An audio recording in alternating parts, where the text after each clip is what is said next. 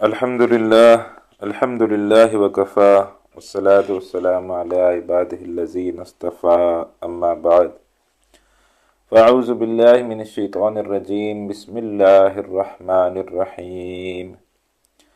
لقد سمع اللہ قول الذین قالوا ان اللہ فقیر ونحن اغنیاء سنكتب ما قالوا وقتلهم الانبیاء بغیر حق وَنَقُولُ ذُوقُوا عَذَابَ الْحَرِيقِ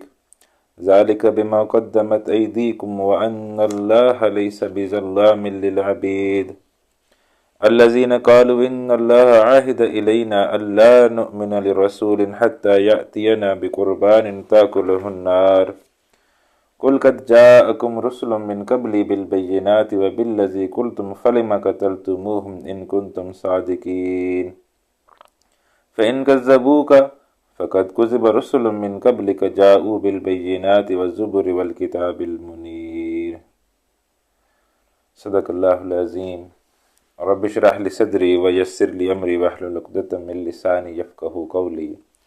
اللهم صل على محمد وعلى آل محمد كما صليت على إبراهيم وعلى آل إبراهيم إنك حميد مجيد اللهم بارك على محمد وعلى آل محمد كما باركت على إبراهيم وعلى آل إبراهيم إنك حميد مجيد اللهم ارحمنا بالقرآن العظيم واجعله لنا إماما ونورا وهدى ورحمة اللهم ذكرنا منه ما نسينا وعلمنا منه ما جهلنا وارزقنا تلاوته آناء الليل وآناء النهار واجعله لنا حجة يا رب العالمين آمين يا رب العالمين۔ عزیز طلباء السلام علیکم ورحمۃ اللہ وبرکاتہ۔ اللہ تعالیٰ کا احسان ہے کہ اس نے ہمیں ایک دفعہ پھر قرآن حکیم کو سمجھنے کی اس کلاس کو جاری رکھنے کا موقع دیا۔ آج ہم سورہ آل عمران کی تکمیل کریں گے انشاءاللہ، اور آخری 2 رکوع جو ہے وہ اب ہمارے رہ گئے ہیں۔ انشاءاللہ آج ہماری کوشش ہوگی کہ یہ آخری 2 رکوع جو ہے وہ مکمل کریں۔ تو اس طریقے سے الزہراوین 2 صورتیں جو نبی اکرم صلی اللہ علیہ وسلم نے فرمایا، ایک حدیث میں آیا ہے کہ یہ 2 صورتیں جو ہے نا یہ زہراوین ہیں، 2 کھلتے ہوئے پھول ہیں، اور یہ کلائمیکس آف دا قرآن بھی کہا گیا، قرآن کی یہ چوٹیاں ہیں۔ اور ایک اور حدیث میں نبی اکرم صلی اللہ علیہ وسلم نے ارشاد فرمایا جو سورہ بقرہ اور سورہ آل عمران سے تعلق رکھتا ہے، یعنی ان کا مطالعہ کرتا ہے، ان کی تلاوت کرتا ہے، ان کو سمجھتا ہے، تو یہ جو ہے یہ قیامت والے دن انسان کی سفارش کریں گی اور اس کی شفاعت پھر قبول کی جائے گی۔ یا پھر ایک حدیث میں یہ بھی آیا کہ جس طرح بدلیاں جو ہے وہ بادل جو ہے وہ سایہ کرتا ہے، تو اس طریقے سے یہ 2 صورتیں قیامت والے دن اس شخص کے اوپر سایہ فگن جو ہے وہ ہو جائیں گی۔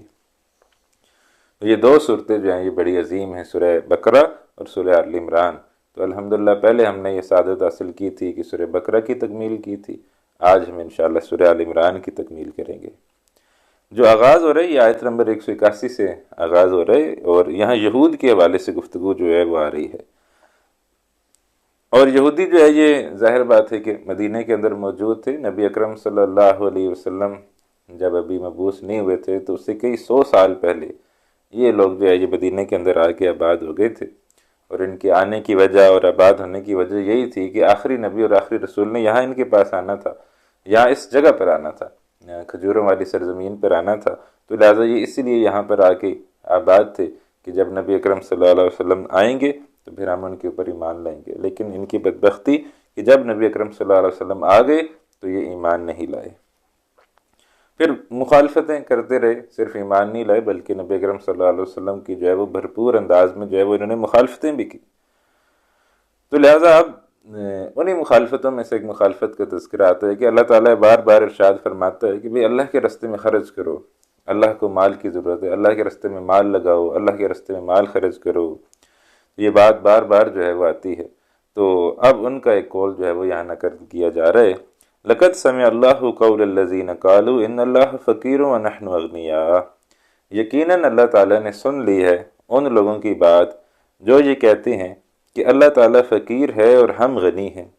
یعنی اللہ ہم سے مانگتا ہے۔ قرآن حکیم میں آتے من ذا الذی یقرض اللہ قرضا حسنا، کون ہے جو اللہ تعالیٰ کو دے قرض حسنا، تو لہٰذا یہ کہتے ہیں اللہ قرض مانگ رہا ہے۔ قرض تو وہ مانگتا ہے جس کو جو محتاج ہو، جو ضرورت مند ہو، تو یہ اللہ تعالیٰ قرض جو ہے وہ کیوں مانگ رہا ہے؟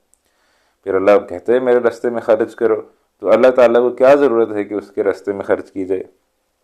تو اچھا اللہ قرض مانگ رہا ہے، اس کا مطلب ہے کہ ہم امیر ہیں، اللہ جو ہے وہ معاذ اللہ وہ فقیر ہے۔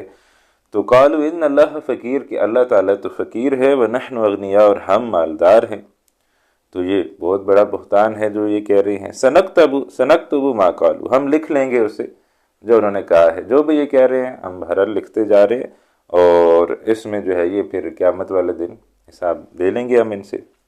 وَقَتْلَهُمُ الْأَنْبِيَاءَ بِغَيْرِ حَقٍ، اور ان کا قتل کرنا انبیاء کو ناحق، یعنی نہ صرف یہ کہ یہ اس طرح کی باتیں کرنا، بلکہ اس سے پہلے جو ہے وہ بے شمار انبیاء کو جو ہے وہ قتل کرتے رہے ہیں۔ تو وَقَتْلَهُمُ الْأَنْبِيَاءَ بِغَيْرِ حَقٍ، ان کا قتل کرنا انبیاء کو ناحق۔ وَنَقُولُ، اور پھر ہم ان سے یہ کہیں گے، ذُوقُوا عَذَابَ الْحَرِيقِ، چکھو اب جلا دینے والے عذاب کا مزہ۔ تو یہ بھی ہے تقریباً 600 سال کا ایک عرصہ بنتا ہے جس کے دوران یہ انبیاء کو ناحق قتل کرتے رہے ہیں، اور آخر میں پھر جو حضرت یحییٰ علیہ السلام کو انہوں نے جو ہے وہ معاذ اللہ قتل کیا تھا، اور پھر جو ہے حضرت عیسیٰ علیہ السلام کو بھی انہوں نے اپنے تئیں تو قتل کر دیا تھا، اللہ سبحانہ و تعالیٰ نے ان کو زندہ آسمانوں پر اٹھا لیا تھا۔ تو وَنَقُولُ ذُوقُوا عَذَابَ الْحَرِيقِ، ہم کہیں گے چکھو جلا دینے والے عذاب کا مزہ۔ ذَلِكَ بِمَا قَدَّمَتْ أَيْدِيكُمْ، یہ ہے اس کی وجہ سے جو آگے بھیجا تمہارے ہاتھوں نے، جو تم کرتوت کرتے رہے ہو۔ اب آگ کا عذاب، اللہ تعالیٰ ظالم نہیں ہے، آگ کے عذاب میں تمہیں اس لیے ڈالا جا رہا ہے کہ تم نے حرکتیں ہی ایسی کی تھی کہ تمہیں آگ کے عذاب میں جو ہے وہ ڈالا جائے۔ تو ذَلِكَ بِمَا قَدَّمَتْ أَيْدِيكُمْ، یہ ہے اس کی وجہ سے جو آگے بھیجا تمہارے ہاتھوں نے۔ وَأَنَّ اللَّهَ لَيْسَ بِظَلَّامٍ لِّلْعَبِيدِ، اور بے شک اللہ نہیں ہے بندوں پر کچھ بھی ظلم کرنے والا۔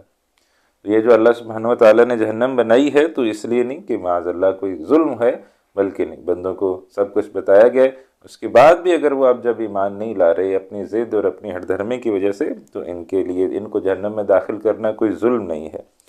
تو وَأَنَّ اللَّهَ لَيْسَ بِظَلَّامٍ لِّلْعَبِيدِ، بے شک اللہ نہیں ہے بندوں پر کچھ بھی ظلم کرنے والا۔ الَّذِينَ قَالُوا إِنَّ اللَّهَ عَهِدَ إِلَيْنَا، یہ وہ ہیں جنہوں نے کہا کہ بے شک اللہ نے وعدہ لے رکھا ہے ہم سے۔ اب یہ پھر ایک ان کی بات کا تذکرہ، اللہ نؤمن لرسول، کہ ہم بات نہیں مانیں گے کسی رسول کی، حتی یأتینا بقربان، یہاں تک کہ وہ لائے ہمارے پاس ایک قربانی، یعنی قربانی پیش کرے، تاکلہ النار، اس کو جو ہے وہ آگ کھا جائے۔ تو پرانے زمانوں میں آپ نے ممکن ہے سنا ہو کہ قربانی جو ہے اس کو پیش کرنے کا طریقہ یہی تھا کہ اس کو قربانی جو ہے وہ پیش کی جاتی تھی، جو جانور ہوتا تھا وہ ذبح کر کے ایک جگہ رکھ دیتے تھے، تو آسمان سے جو ہے وہ آگ جو ہے وہ آتی تھی، اور آگ جو ہے وہ اس کو جلا دیتی تھی گوشت کو، تو یہ سمجھا جاتا تھا کہ قربانی جو ہے وہ قبول ہو گئی۔ تو لہٰذا یہ یہودی جو ہے اب انہوں نے یہ بات اپنی طرف سے کہنا شروع کر دی، حالانکہ یہ بات نہیں تھی، کہیں بھی ان کو یہ نہیں کہا گیا تھا، لیکن انہوں نے ایک جو ہے وہ یہ بات جھوٹی کہی کہ ہمیں یہ کہا گیا ہے کہ ہم جو ہے تب ایمان لائیں گے جب قربانی پیش کریں گے نبی اکرم صلی اللہ علیہ وسلم، اور آگ آئے گی اور اس قربانی کو کھا جائے گی۔ قُلْ قَدْ جَاءَكُمْ رُسُلٌ مِّن قَبْلِي، اے نبی صلی اللہ علیہ وسلم فرمائیے آ چکے ہیں تمہارے پاس رسول مجھ سے پہلے بھی، تو بہت رسول تمہارے پاس مجھ سے پہلے بھی جو ہے وہ آ چکے ہیں، اور وہ یہ ساری بالبینات واضح نشانیوں کے ساتھ، یعنی جو جو یہ کہتے تھے وہ نشانیاں انبیاء کو دی جاتی رہی ہیں، تو ان نشانیوں کے ساتھ جو ہے وہ انبیاء آتے رہے ہیں۔ وَبِالَّذِي قُلْتُمْ، اور اس نشانی کے ساتھ بھی جو تم نے بیان کی ہے، یعنی کسی نبی کو انہوں نے یہ بھی کہا کہ بھائی آپ جو ہے وہ قربانی پیش کیجئے، آگ آ کے کھا جائے اور پھر ہم آپ کے اوپر ایمان لائیں گے، تو ان نبی نے جو ہے وہ قربانی پیش کی اور آگ آئی اور اس کو کھا گئی، تو پھر بھی یہ اس نبی پر ایمان نہیں لائے۔ تو یہ انبیاء بے شمار ہیں، یعنی کہا جاتا ہے کہ 1400 سال کا سلسلہ تو ایسا ہے کہ اس کے اندر نبوت کا تار ایک دن کے لیے بھی نہیں ٹوٹا۔ 1400 یا 1300 قبل مسیح میں حضرت موسیٰ علیہ السلام ہے، تو 1300 قبل مسیح سے لے کر یکم عیسوی تک یا 33 عیسوی تک جب عیسیٰ علیہ السلام کو زندہ آسمانوں پر اٹھایا گیا، تو یہ 1300 یا 1400 سال کا ایک عرصہ بنتا ہے جس میں ہر وقت کوئی نہ کوئی اللہ کے نبی، اللہ کے رسول زمین پر موجود رہتے تھے۔ تو بے شمار تعداد میں انبیاء اور رسول جو ہیں وہ اللہ تعالیٰ نے مبعوث کیے ہیں، ان کی کل تعداد اللہ ہی جانتا ہے۔ ایک معروف ہے بات کہ 1.25 لاکھ انبیاء ہیں اور 313 رسول ہیں، بہرحال یہ معروف بات ہے، اس کے بارے میں زیادہ حقیقت نہیں بیان کی جا سکتی، کیونکہ قرآن میں تو بہت ہی کم انبیاء اور رسول کا تذکرہ ہے، احادیث میں بھی کم ہے، پھر تورات زبور انجیل میں بھی دیکھیں تو پھر بھی یعنی اتنی بڑی تعداد پوری ہونا ناممکن نظر آتی ہے، خاص طور پر 1.25 انبیاء اور 313 رسول بھی، وہ بھی جو ہے وہ پورے مشکل ہیں۔ تو لہٰذا ہم بہت بھی جو تحقیق کرتے ہیں تو وہ 70-80 رسولوں تک ہی پہنچ پاتے ہیں۔ تو اس کے علاوہ بھی ممکن ہے اللہ تعالیٰ نے بے شمار انبیاء اور رسول بھیجے ہوں، اور ممکن ہے یہ تعداد جو ہے وہ 313 والی صحیح بھی ہو، لیکن ہم اس کے بارے میں کوئی حقیقت نہیں جان سکتے، اور یہ کوئی قرآن کی بات یا کوئی صحیح حدیث کی بات بھی نہیں ہے کہ 313 رسول ہیں اور 1.25 انبیاء ہیں۔ تو یہ ایک معروف بات ہے بہرحال ہماری سوسائٹی کے اندر۔ تو انہی میں سے ممکن ہے کسی نبی جن کا تذکرہ شاید نہیں ہے ہمارے پاس، کہ انہوں نے جو ہے یہ معجزہ بھی پیش کیا جو یہ مانگ رہے تھے، پھر بھی نہیں مان لائے۔ وَبِالَّذِي قُلْتُمْ، اس نشانی کے ساتھ بھی جو تم نے بیان کی، فَلِمَ قَتَلْتُمُوهُمْ، پھر تم نے ان کو جو ہے وہ کیوں قتل کیا، ان کنتم صادقین، اگر جو ہے وہ سچے، اگر تم سچے ہو، کنتم صادقین، تم اگر سچے ہو۔ تو لہٰذا یہ نہیں، یعنی اس نشانی کو دیکھنے کے باوجود بھی یہ ایمان نہیں لائیں گے۔ اے نبی صلی اللہ علیہ وسلم، ہم نشانی دکھا دیں گے، اگر ہم نشانی دکھا بھی دیں تو پھر بھی جو ہے یہ ایمان جو ہے وہ نہیں لائیں گے۔ فَإِن كَذَّبُوكَ، پھر اگر وہ جھٹلائیں آپ صلی اللہ علیہ وسلم کو، فَقَدْ كُذِّبَ رُسُلٌ مِّن قَبْلِكَ، تو یقیناً جھٹلائے گئے رسول آپ صلی اللہ علیہ وسلم سے پہلے۔ تو كُذِّبَ مجہول کا صیغہ ہے کہ آپ صلی اللہ علیہ وسلم جھٹلائے گئے ان سے پہلے، رسول بہت سارے رسول، من قبلک آپ صلی اللہ علیہ وسلم سے پہلے بھی بہت سارے رسول جو ہے وہ جھٹلائے گئے۔ جاؤ بالبینات، جو لائے تھے واضح نشانیاں، والزبر والکتاب المنیر، اور صحیفے اور روشن کتاب، سب کچھ انبیاء جو ہے وہ ان کے پاس لائے تھے، لیکن سب کچھ آنے کے باوجود بھی یہ لوگ جو ہے وہ ایمان نہیں لائے۔ اب جو ہے وہ اگلی جو آیات ہیں وہ بڑی ہی پیاری ہیں، اور کہا جا رہا ہے کہ اصل کامیابی کیا ہے، کسی بھی انسان کی اصل کامیابی کیا ہے۔ ہم دنیا کے اندر بہت سارے کامیابیوں کا تصور رکھتے ہیں، کسی کے پاس زیادہ مال و دولت ہو تو کہتے ہیں یہ کامیاب ہے، کسی کی شہرت بہت زیادہ ہو جائے تو کہتے ہیں یہ کامیاب ہے، کسی کی زمینیں جائیدادیں بہت زیادہ ہو جائیں تو کہتے ہیں یہ کامیاب ہے، کسی کی فیکٹریاں بہت زیادہ ہو جائیں تو کہتے ہیں یہ کامیاب ہے۔ تو ایک کامیابی کا تصور جو ہے وہ ہم نے اپنے ذہنوں میں بنایا ہوا ہے، لیکن ایک کامیابی کا وہ تصور ہے جو اللہ سبحانہ و تعالیٰ ہمیں سکھا رہے ہیں اس آیت کے اندر۔ تو کامیابی کا اصل تصور کیا ہے؟ فرمایا پہلی بات تو یہ، کل نفس ذائقۃ الموت، ہر جان چکھنے والی ہے موت کا مزہ۔ ہر نفس نے جو ہے وہ موت کا ذائقہ چکھنا ہے، ہر نفس جو بھی ہے اس نے موت کا ذائقہ جو ہے وہ چکھنا ہے، اور یہ اتنا دائمی اور اتنا پکا اصول ہے کہ اس سے انبیاء بھی جو ہے وہ باہر نہیں ہیں، وہ بھی اسی کے اندر ہیں۔ یہ کل نفس ذائقۃ الموت، تو موت جو ہے وہ حقیقت ہے، ہم سب کو یہ یقین ہے کہ بہرحال ایک دن ہم مر جائیں گے۔ آج جو ہے وہ اگر ہم زندہ ہیں تو ضروری نہیں کہ آج سے 10 سال بعد بھی ہم زندہ ہوں گے، اور یہ بھی ضروری نہیں کہ 5 سال بعد بھی زندہ ہوں گے، اور یہ بھی ضروری نہیں کہ سال بعد بھی زندہ ہوں گے، اور یہ بھی ضروری نہیں کہ مہینے بعد بھی یا ہفتے بعد یا کل بھی زندہ ہوں گے۔ تو کل نفس ذائقۃ الموت، ہر نفس، پہلی بات تو یہ کہ ہر نفس موت کا ذائقہ جو ہے وہ چکھنے والی ہے۔ وَإِنَّمَا تُوَفَّوْنَ أُجُورَكُمْ يَوْمَ الْقِيَامَةِ، اور بے شک تمہیں پورے دیے جائیں گے تمہارے اجر قیامت کے دن۔ وہ جو ہے نا رائی کے دانے کے برابر بھی اگر اچھائی ہوگی، فَمَن يَعْمَلْ مِثْقَالَ ذَرَّةٍ خَيْرًا يَرَهُ وَمَن يَعْمَلْ مِثْقَالَ ذَرَّةٍ شَرًّا يَرَهُ، رائی کے دانے کے برابر بھی اگر کوئی نیکی کرے گا وہ بھی لا حاضر کر دی جائے گی، رائی کے دانے کے برابر بھی اگر کوئی برائی کرے گا تو وہ بھی لا حاضر کر دی جائے گی۔ تو جو اعمال ہم آج کر رہے ہیں یہ اعمال قیامت والے دن ہمیں سامنے نظر آ جائیں گے، پھر ہم یا ان اعمال پہ خوش ہو رہے ہوں گے یا ان اعمال پہ پریشان ہو رہے ہوں گے۔ تو کل جو کچھ ہونا ہے وہ اس کا فیصلہ ہم نے ابھی کرنا ہے کہ کل ہم نے کیا خوش ہونا ہے یا پریشان ہونا ہے۔ وَإِنَّمَا تُوَفَّوْنَ أُجُورَكُمْ يَوْمَ الْقِيَامَةِ، اور بے شک تمہیں پورے دیے جائیں گے تمہارے اجر قیامت کے دن۔ فَمَنْ زُحْزِحَ عَنِ النَّارِ، پس جو بچا لیا گیا آگ سے، وَأُدْخِلَ الْجَنَّةَ، اور جو داخل کر دیا گیا جنت میں، فَقَدْ فَازَ، تو یقیناً وہ کامیاب ہو گیا۔ یہ ہے اصل کامیابی۔ یہ روپے پیسہ، یہ دولت، یہ شہرت، یہ بہت زیادہ گاڑیاں اور یہ بہت زیادہ زمینیں جائیدادیں اور یہ سب کچھ ادھر رہ جانے والا ہے۔ اصل کامیابی کیا ہے؟ اصل کامیابی یہ ہے کہ جو جہنم کی آگ سے بچا لیا گیا، جو جنت میں داخل کر دیا گیا، فقد فاز، تو یقیناً وہ کامیاب ہو گیا۔ وَمَا الْحَيَاةُ الدُّنْيَا إِلَّا مَتَاعُ الْغُرُورِ، اور یہ دنیا کی زندگی نہیں ہے مگر کیا ہے؟ دھوکے کا سامان۔ یہ تمہیں غفلت میں ڈال دیتی ہے، یہ تمہیں بس اپنے گرد جو ہے وہ گھیر لیتی ہے، تم یہی سمجھتے ہو کہ اصل زندگی جو ہے وہ یہی ہے۔ تو دھوکہ یہی ہے کہ انسان اسی زندگی کو اصل زندگی سمجھنا شروع کر دے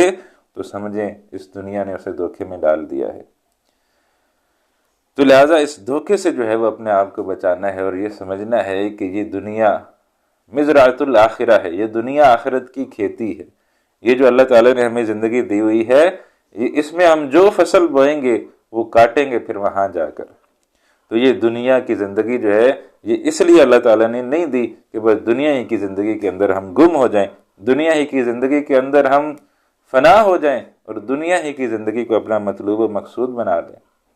بلکہ اللہ تعالیٰ نے یہ دنیا کی زندگی اس لیے دی ہے کہ اس دنیا کی زندگی کے ذریعے تم آخرت میں جو ہے وہ اعلیٰ سے اعلیٰ مراتب حاصل کرو، اعلیٰ سے اعلیٰ درجات حاصل کرو۔ تو یہ دنیا کی زندگی امتحان ہے، یہ دارالامتحان ہے، یہاں امتحان دے رہے ہیں، یہاں اچھا امتحان دیں گے تو وہاں کامیابی ہوگی، اور اگر یہاں جو ہے وہ اچھا امتحان نہیں دیں گے تو پھر وہاں ناکامی ہو جائے گی۔ تو دنیا کی زندگی دھوکہ اس اعتبار سے کہ دنیا ہی کی زندگی کو تم اصل سمجھنا شروع کر دو۔ ہاں، دنیا کی زندگی کو تم استعمال کرو آخرت میں کامیابی کے لیے، تو پھر یہ دھوکہ نہیں ہے، پھر یہ بہت بڑی نعمت ہے۔ تو وَمَا الْحَيَاةُ الدُّنْيَا إِلَّا مَتَاعُ الْغُرُورِ، نہیں ہے دنیا کی زندگی مگر دھوکے کا سامان۔ اللہ تعالی ہم سب کو اس والے سے سمجھ عطا فرمائے۔ اب آگے فرمایا لَتُبْلَوُنَّ فِي أَمْوَالِكُمْ وَأَنفُسِكُمْ، یقیناً تم آزمائے جاؤ گے اپنے مال اور اپنے جانوں میں سے۔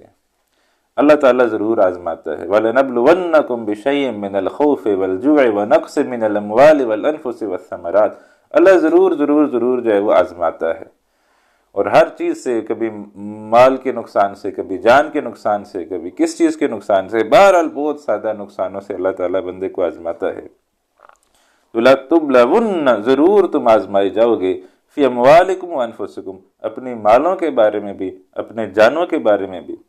وَلَتَسْمَعُنَّ مِنَ الَّذِينَ أُوتُوا الْكِتَابَ مِنْ قَبْلِكُمْ، اور یقیناً تم سنو گے ان سے جنہیں دی گئی کتاب تم سے پہلے، یعنی جو یہود ہیں یا نصارہ ہیں۔ وَمِنَ الَّذِينَ أَشْرَكُوا، اور ان سے جنہوں نے شرک کیا، اذًا کثیرہ، بہت سی اذیت دینے والی باتیں، یعنی یہ جو اہل کتاب ہیں، یہ جو مشرک ہیں، یہ تمہیں بہت جو ہے وہ اذیتیں دیں گے، اور ممکن ہے یہ اذیت جو ہے یہ تانے یعنی باتیں بھی ہو سکتی ہیں، اور ممکن ہے یہ کوئی فزیکل اذیت بھی ہو، تو اشارت دونوں کی طرف ہو سکتا ہے۔ تو اذًا کثیراً، بہت سی اذیت دینے والی باتیں۔ وَإِن تَصْبِرُوا وَتَتَّقُوا، اور اگر تم صبر کرو اور اگر تم پرہیزگاری کی روش اختیار کرو، فَإِنَّ ذَلِكَ مِنْ عَزْمِ الْأُمُورِ، تو بے شک یہ بہت بڑے ہمت کے کاموں میں سے ہے، یہ کوئی معمولی کام نہیں ہے، یہ بہت بڑے ہمت کے کاموں سے صبر کرنا ہے اور تقوی کی روش پر چلنا ہے، تو اللہ تعالیٰ پھر تمہیں کامیابیاں بھی عطا کرے گا۔ انتم الاعلون ان کنتم مومنین، اللہ نے فرمایا تم کامیاب ہوگے اگر تم مومن ہوئے تو اگر تم ناکام ہو رہے ہو، اگر تمہیں جو ہے وہ ناکامیوں کا سامنا کرنا پڑ رہا ہے، تو اس کا سادہ سا مطلب ہے کہ تم مومن جو ہے وہ نہیں ہو۔ اب اہل کتاب کی اللہ کی کتاب کے ساتھ بے وفائی کا تذکرہ جو ہے وہ آ رہا ہے، اور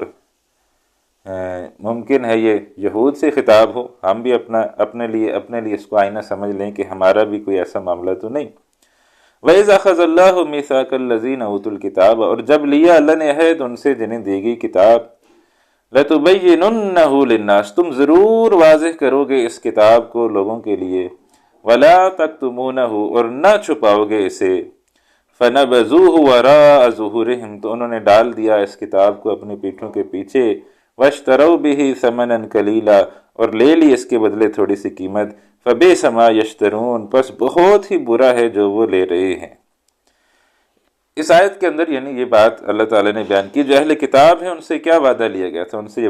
وعدہ لیا گیا تھا کہ جو تمہارے پاس تعلیمات ہیں یہ تم نے لوگوں کو پھیلانی ہے، واضح کرنا ہے، لوگوں کو جو ہے وہ اس بارے میں بتانا ہے، اور تم نے اس کو چھپانا نہیں ہے۔ تو انہوں نے کیا کیا، تو انہوں نے جو ہے وہ اس کو اپنی پیٹھ کے پیچھے ڈال دیا، اور کتاب کو پڑھنا بھول گئے یا کتاب کو پڑھنا چھوڑ دیا، اور اس کے عوض تھوڑی سی قیمت لے لی، بس بہت ہی برا بدلہ ہے جو وہ لے رہے ہیں، بہت ہی برا کام ہے جو وہ کرے، یا بہت ہی برا بدلہ ہے وہ جو ہے وہ لے رہے ہیں۔ تو لہٰذا یہ اصل میں تو یہود سے خطاب کیا جا رہا ہے، لیکن ہمیں بھی اپنا جائزہ لینا چاہیے۔ اللہ تعالیٰ نے ہمیں بھی کتاب جو ہے وہ قرآن دی ہے، اور ہمیں بھی جو ہے وہ کہا ہے کہ اس کتاب کو تم نے جو ہے واضح کرنا ہے، لوگوں نے پڑھنا ہے، لوگوں نے سمجھنا ہے، اور اس کے اندر باتوں کو چھپانا نہیں ہے۔ تو ہم نے اس کتاب کے ساتھ کیا سلوک کیا ہوا ہے، تو ہم اس حوالے سے اپنا جائزہ بھی جو ہے وہ لے لیں۔ اب جو اگلی آیت میں مضمون آ رہا ہے یہ بڑا اہم ہے اس حوالے سے کہ انسان کے اندر ایک چیز ہوتی ہے کہ وہ اپنی تعریف سننا جو ہے وہ پسند کرتا ہے، اور خاص طور پر اگر وہ کوئی نیکی کا کام کرے تو اس کی بھی تعریف سننا جو ہے وہ پسند کرتا ہے کہ میری جو ہے وہ تعریف کی جائے، لوگ کہیں جی واہ ماشاءاللہ کیا بات ہے جی، یہ زبردست کام اس بندے نے جو ہے وہ کیا ہے۔ اور یہ تعریف سننا ویسے ہی بری بات ہے، تعریف جو ہے وہ سننا انسان کو اس کی عادت نہیں ہونی چاہیے کہ وہ نیکی کا کام کرے اور اب سوچے کہ میری اس پر تعریف جو ہے وہ کی جائے گی، کیونکہ تعریف کرنے سے یا تعریف کروانے سے یا تعریف سننے سے وہ پھر جو ہے اس کے اندر ریاکاری کا شدید اندیشہ پیدا ہو جاتا ہے کہ انسان پھر وہ نیکی کا کام اللہ سبحانہ و تعالیٰ کے لیے نہیں کرتا، انسان پھر وہ نیکی کا کام اسی لیے کرتا ہے کہ لوگ جو ہیں وہ کہیں جی ماشاءاللہ کیا بات ہے جی، کیا نیک آدمی ہے جی، کیا زبردست آدمی ہے جی، کیا اس نے یہ نیکی کا کام جو ہے وہ کر دیا، تو وہ پھر اس چکر میں جو ہے وہ پڑ جاتا ہے۔ تو ریاکار کی تو پھر کوئی نیکی اللہ تعالیٰ قبول ہی نہیں کرتا۔ تو تعریف و تحسین کی جو انسان کی خواہش ہے کہ میری تعریف کی جائے، تحسین کی جائے، وہ جو خواہش اس کو عذاب سے دوچار کرا دے گی، اسی کی طرف اشارہ کیا جا رہا ہے کہ یہ تعریفیں سننے کی زیادہ جو ہے نا وہ تم شوق نہ پالا کرو۔ فرمایا لا تحسبن الذین، ہرگز گمان نہ کریں وہ لوگ، الذین یفرحون، جو اتراتے ہیں اس پر، بما اتوا، جو انہوں نے کیا، خود بھی کوئی نیکی کر لی، نماز پڑھتے ہیں، روزہ، ماشاءاللہ جی الحمدللہ جی، کبھی کوئی نماز قضا نہیں ہوئی جی الحمدللہ جی، کبھی کوئی روزہ نہیں جو الحمدللہ جی، ہر سال حج پہ جاتا ہوں، بڑے عمرے کیے جی الحمدللہ، اور ہر ایک کو بتا رہا ہے اور ہر ایک کو جتلا رہا ہے، اور وجہ کیا ہے کہ لوگ کہیں جی ماشاءاللہ جی آپ کتنے نیک ہیں جی، بس آپ کو تو اللہ نے توفیق دی ہوئی ہے جی، بس ہم تو نہیں ہیں جی۔ تو وہ اسی لیے کرتا ہے کہ لوگ جو ہے نا میری تعریفیں کریں، لوگ جو ہے وہ میری تعریفوں کے پل باندھیں کہ کیا بات ہے جی آپ تو بڑے نیک آدمی ہیں۔ تو یفرحون بما، تو وہ خوش ہوتے ہیں اس پر جو انہوں نے کیا ہے، اتراتے ہیں اس پر جو انہوں نے کیا ہے، وَيُحِبُّونَ، اور وہ اس کو پسند کرتے ہیں، اَن يُحْمَدُوا بِمَا لَمْ يَفْعَلُوا، کہ ان کی تعریف ان کاموں پر بھی کی جائے جو انہوں نے کیے بھی نہیں ہیں۔ تو یہ تو پھر اس سے بھی اگلے درجے کی انتہا ہے۔ ایک تو یہ کہ انسان نے کوئی کام کیا ہے تو وہ اس پر چلو تعریف سننا بنتی ہے، لیکن چلو یہ پھر بھی ہے کہ چلو اس نے کیا تو ہے، لیکن وہ جو ہے وہ ان کاموں پر بھی پھر اپنی تعریف سننا پسند کرتے جو انہوں نے کیے بھی نہیں ہوتے۔ تو سپاس نامے جو ہے، ابھی تو آج کل وہ زمانہ نہیں رہا، لیکن ایک زمانہ تھا، سپاس نامے جو ہے وہ پیش کیے جاتے تھے۔ ایک شخص کو بڑا ہوتا تھا آدمی، یا کوئی کسی کی بھی کرنی ہوتی تھی تو اسٹیج پر بٹھایا جاتا تھا، اور پھر لوگ آتے تھے اور ان جناب نے یہ کام کیا اور یہ کام کیا اور یہ کام کیا، وہ اتنے لمبے لمبے سپاس نامے جو ہے وہ پیش کیے جاتے تھے، اور اس کو خود بھی نہیں پتہ ہوتا تھا، وہ شاید خود اس کو بھی پہلی دفعہ پتہ چل رہا ہوتا تھا کہ اچھا یہ کام بھی میں نے کیا، لیکن اس کے باوجود وہ خوش ہو رہا تھا یار۔ اور وہ ایک ہوتے تھے جھوٹی تعریف کرنا ایک معمول تھا لوگوں کا، تو وہ خوش ہوتے تھے جو جتنی بڑی جھوٹی تعریف کرتا تھا۔ تو یہ سپاس نامے ہیں یا اس طرح کی کوئی چیزیں ہیں، تو یہ سننا، یہ برداشت کرنا۔ اور ایک دفعہ مجھے یہ اتفاق ہوا ہے کہ ایک ایسی مجلس میں شرکت کا جس میں سپاس نامے جو ہے وہ پیش کیے گئے، اور عجیب ہی قسم کی وہ مجلس تھی، اور وہ یعنی آج تک یاد ہے کہ کتنی وہ کوئی منحوس قسم کی مجلس تھی۔ تو اس میں ایک صاحب تھے، وہ اسٹیج پہ بیٹھے تھے، اور جو آ رہا تھا ان کی تعریف ان کی تعریف ان کی تعریف، ہر کوئی آ کے ان کی تعریف کیے جا رہا تھا، اور وہ لگ نہیں رہے تھے کہ وہ کوئی اتنی تعریف جو کہ ہیں بھی۔ تو بہرحال اور وہ خوش ہو رہے تھے کہ میری اتنی تعریفیں ہو رہی ہیں۔ تو ایسے لوگ جو ہیں وہ پھر کیا ان کے بارے میں کہا جا سکتا ہے۔ تو وَيُحِبُّونَ أَن يُحْمَدُوا بِمَا لَمْ يَفْعَلُوا، اور پسند کرتے ہیں ان کی تعریف کی جائے ان کاموں پر بھی جو انہوں نے کیے ہی نہیں ہیں۔ فَلَا تَحْسَبَنَّهُمْ بِمَفَازَةٍ مِّنَ الْعَذَابِ، پر ہرگز نہ گمان کرنا انہیں بچ نکلنے میں کہ وہ کامیاب ہو جائیں گے عذاب سے۔ فَلَا تَحْسَبَنَّهُمْ، وہ ہرگز یہ گمان نہ کریں، بِمَفَازَةٍ مِّنَ الْعَذَابِ، کہ وہ عذاب سے بچ نکلیں گے۔ تو یہ جو ہے انسان کو تعریف بس نہیں سننی چاہیے۔ کہتے ہیں نیکی کر دریا میں ڈال، ایک پرانا محاورہ ہے، اور اس کا پتہ نہیں ہم نے کیا مطلب سمجھا ہوا تھا، شاید کچھ غلط مطلب سمجھا ہوا تھا۔ نیکی کر دریا میں ڈال کا مطلب ہے نیکی کر کے بھول جاؤ کہ تم نے کوئی نیکی کی ہے۔ تو بس تاکہ وہ پھر جیسے دریا میں کوئی چیز گئی تو پھر کدھر ملتی ہے، تو لہٰذا نیکی کر دریا میں ڈال، نیکی کر کے بھول جاؤ، تو یہ اچھا ہے۔ نیکی اس طرح کرو کہ خود بھی بھول جاؤ کہ بس ٹھیک ہے یار، ہو گئی تو بس ٹھیک ہے، کوئی کسی کو بتانے کی ضرورت نہیں، کسی کو جتلانے کی ضرورت نہیں، کسی کو دکھانے کی ضرورت نہیں، کچھ بھی کرنے کی ضرورت نہیں، خاموشی کے ساتھ نیکی جو ہے وہ ہونی چاہیے۔ تو فلا تحسبنہم بمفازۃ من العذاب، ہرگز گمان نہ کرنا انہیں کہ یہ بچ نکلنے میں کامیاب ہو جائیں گے عذاب سے، وَلَهُمْ عَذَابٌ أَلِيمٌ، ان کے لیے جو ہے وہ دردناک عذاب ہے۔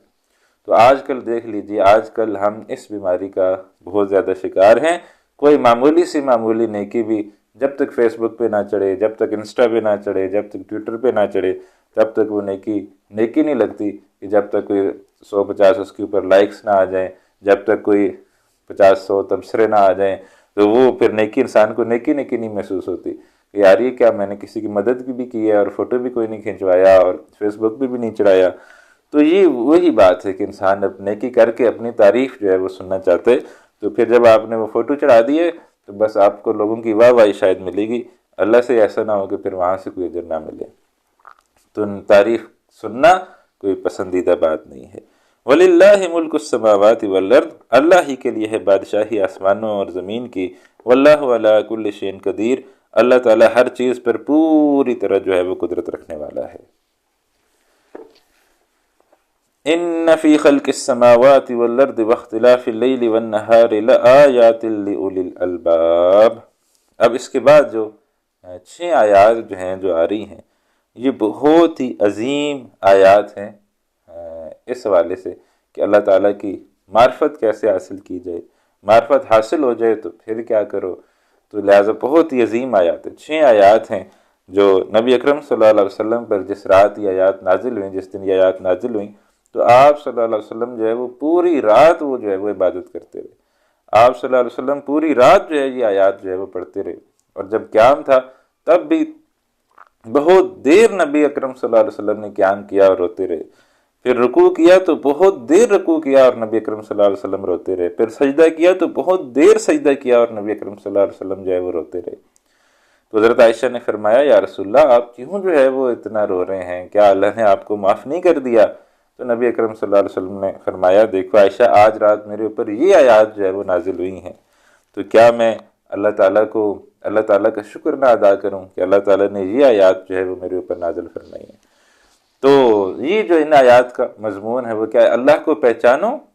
اور اللہ کو پہچان کر پھر اللہ کو یاد رکھو۔ ایک پہلا مرحلہ ہے اللہ کی معرفت کا اصول، اللہ کو پہچاننا، جب یہ حاصل ہو جائے پھر اس کو معرفت حاصل کرنے کے بعد اسے بھول نہ جاؤ، اسے یاد رکھو۔ تو فرمایا ان فی خلق السماوات والارض، بے شک آسمانوں اور زمین کی تخلیق میں، واختلاف اللیل والنہار، اور رات اور دن کے الٹ پھیر میں، لآیات لأولی الالباب، یقیناً نشانیاں ہیں عقل مندوں کے لیے۔ آپ دیکھیں آسمانوں کا اور زمین کی جو تخلیق ہے یہ کوئی معمولی کام ہے؟ یہ جس زمین پر ہم ہیں یہاں سے جو سورج کی روشنی ہے وہ ہمارے اوپر 8 منٹ، تقریباً 8 منٹ ہی ہیں، تو اس سے شاید کچھ اوپر نیچے ہوں، تو تقریباً 8 منٹ تک جو ہے وہ سورج کی روشنی جو ہے وہ ہم تک پہنچتی ہے، اور اس کے بعد جو قریب ترین سورج ہے ہمارے، یا قریب ترین ستارہ ہے جو جس کی روشنی ہم تک پہنچتی ہے، وہ پہنچتے پہنچتے تقریباً 4.25 سال لگ جاتے ہیں۔ تو یہ جو ہم آسمان پر بہت سارے ستارے ہمیں نظر آ رہے ہیں، یہ تو پتہ نہیں کتنے اربوں سال پہلے یہ روشنی جو ہے وہ چلی تھی، اور یہ روشنی اب ہمیں نظر آ رہی ہے، اور جو ستارہ ہمیں کسی جگہ نظر آ رہا ہے عین ممکن ہے یہ اب اس جگہ نہ ہو، عین ممکن ہے یہ ختم ہو گیا ہو، تو پھر یہ روشنی بہرحال وہ چونکہ روشنی ہم تک اب پہنچ رہی ہے تو لہٰذا ہم اس ستارے کو ابھی اس وقت اس جگہ دیکھ رہے ہیں۔ تو یہ اتنی بڑی کائنات جو اللہ سبحانہ و تعالیٰ نے بنائی ہے، پھر اب ہمیں سائنس بتاتی ہے کہ اس کا ایک نقطۂ آغاز ہے، ایک تھیوری جو ہے وہ پیش کی جاتی ہے کہ بگ بینگ ہوا۔ قرآن حکیم میں بھی ایک آیت میں اس کے اندر اشارہ موجود ہے کہ یہ زمین و آسمان ایک جگہ جو ہے وہ جمع تھے، تو پھر سائنس بھی اسی طرف اشارہ کرتی ہے کہ ایک بگ بینگ جو ہے وہ ہوا، پہلے جو ہے وہ یہ سب کچھ جمع تھا اور ایک بگ بینگ ہوا، ایک اچانک جو ہے وہ پھیلا اور پوری کائنات جو ہے وہ وجود میں آنا شروع ہو گئی۔ تو لہٰذا وہ بگ بینگ جو ہے وہ کیسے ہوا، کس نے اس کو کیا، اس سے پہلے کیا تھا، اس حوالے سے سائنس جو ہے وہ پھر خاموش ہے. سائنس کہتی ہے ہمیں نہیں پتہ اس سے پہلے کیا تھا. تو یہ جو آسمانوں کی تخلیق ہے، یہ ہماری زمین کی تخلیق ہے، آسمانوں کی تخلیق ہے. اب قرآن کریم میں آتے 7 آسمان، اس سے اب کیا مراد ہے یہ ابھی تک ہمارے لیے واضح نہیں ہے کہ 7 آسمان سے کیا مراد ہے. ممکن ہے کچھ عرصے بعد یہ واضح ہو جائے کہ 7 آسمانوں سے مراد یہ ہے، تو لیکن ابھی تک واضح نہیں ہے. تو آسمانوں کی تخلیق اور والارض، اور زمین کی تخلیق. پھر اللہ تعالیٰ نے زمین کو بنایا، آسمانوں کو بنایا، پھر زمین کو بنایا جہاں ہم نے جو ہے وہ رہنا ہے. تو یہاں رہنے کے لیے ہر چیز جو ہے وہ اللہ سبحانہ و تعالیٰ نے جو ہے وہ پرفیکٹ بنائی ہے. آپ دیکھیں ہواؤں کا نظام اللہ نے چلایا، آکسیجن جو ہے وہ انسان کو رہنے کے لیے ضروری ہے. تو ہر جگہ اللہ تعالیٰ نے آکسیجن جو ہے وہ مفت جو ہے وہ فراہم کر رکھی ہے، اور وافر جو ہے وہ فراہم کر رکھی ہے. کسی جگہ آپ نے یہ نہیں سنا ہوگا کہ آکسیجن کی کمی کی وجہ سے کوئی لوگ جو ہے وہ فوت ہو گئے. پھر پانی جو ہے وہ انسان کی بنیادی ضرورت ہے، تو اللہ تعالیٰ نے ہر جگہ پانی جو ہے وہ اس کو میسر کرنے کا ایک اہتمام جو ہے وہ کر دیا کہ کیسے زمین کی ہر جگہ جو ہے وہ پانی جو ہے وہ موجود ہے. تو لہٰذا اللہ نے ہر چیز کا اہتمام کیا اس زمین کے اوپر رہنے کے لیے. آپ دیکھیں ایک ایٹم جو ہے معمولی سی چیز ہے. ایٹم کیا چیز ہے؟ ایک ایٹم کو دیکھیں تو وہ بھی ایک پوری جو ہے وہ اپنے اندر کائنات سمیٹے ہوئے ہے. اس کے اندر الیکٹرونز ہیں، پروٹونز ہیں، نیوکلیس ہے، پتہ نہیں کیا کیا اس کے اندر ہے. آپ پوری کائنات کو دیکھیں تو پوری کائنات آپ کو حیران کر دینے والی ہے. تو یہ ہر چیز، زمین و آسمان کی تمام تخلیقات، زمین و آسمان کی یہ ہر چیز نشانی ہے. تو یہ نشانی ہمیں کیا بتاتی ہے؟ یہ نشانی ہمیں یاد دلاتی ہے کہ کوئی ان کا بنانے والا ہے، کوئی ان کا کنٹرول کرنے والا ہے، کوئی ان کا چلانے والا ہے. آج بھی اگر کوئی ان کو نہ چلائے، آج بھی اگر یہ کوئی ان کو کنٹرول نہ کرے، آج بھی اگر کوئی ان کی دیکھ بھال نہ کرے، تو ایک لمحے کے اندر یہ سسٹم سارے جو ہے وہ کولیپس ہو جائیں گے. وہ سورج جو ہے وہ ذرا سا کوئی آگے پیچھے ہو جائے، چاند ذرا سا آگے پیچھے ہو جائے، زمین ذرا سی آگے پیچھے ہو جائے، کوئی 1-8 کلومیٹر کا ہی فرق پڑ جائے، تو یہ آہستہ آہستہ سب کچھ جو ہے وہ تباہ و برباد ہو جائے گا. تو آج بھی جو ہے کوئی جو اس کو کنٹرول کر رہا ہے. تو دیکھو اللہ تعالیٰ نے بنائے ہیں، آسمان بنائے ہیں، زمین بنائی ہے. آسمانوں کی تخلیق، زمین کی تخلیق، واختلاف اللیل والنہار، اور رات اور دن کے الٹ پھیر میں. غور کرو، کبھی رات جو ہے وہ بڑی لمبی جو ہے وہ ہو جاتی ہے، دن چھوٹے ہو جاتے ہیں. جیسے آج کل سردیاں، تو اب سردیوں میں راتیں جو ہیں وہ لمبی ہوتی ہیں. 22 دسمبر کو سب سے لمبی رات ہوتی ہے اور سب سے چھوٹا سا دن ہوتا ہے. دن اتنے چھوٹے ہوتے ہیں کہ بس نمازیں تو بس آنا جانا ہی ہوتی ہے. ابھی زور کی پڑی، پھر عصر ہو گیا، عصر کے ساتھ ہی پتہ چلتا ہے مغرب آ گئی، اور مغرب کے ساتھ ہی پتہ چلتا ہے عشاء ہو گئی. اتنا تیزی کے ساتھ نمازیں جو ہے وہ آ جا رہی ہوتی ہیں. تو راتیں جو ہیں وہ لمبی ہیں، اور پھر آہستہ آہستہ جب گرمی آتی ہیں تو راتیں جو ہیں وہ سکڑنا شروع ہو جاتی ہیں، دن جو ہے وہ لمبے ہونا شروع ہو جاتے ہیں. تو واختلاف اللیل والنہار، رات اور دن کے الٹ پھیر میں. اور یہ اگر الٹ پھیر نہ ہو تب بھی انسان کی زندگی جو ہے وہ تباہ و برباد ہو جانی تھی.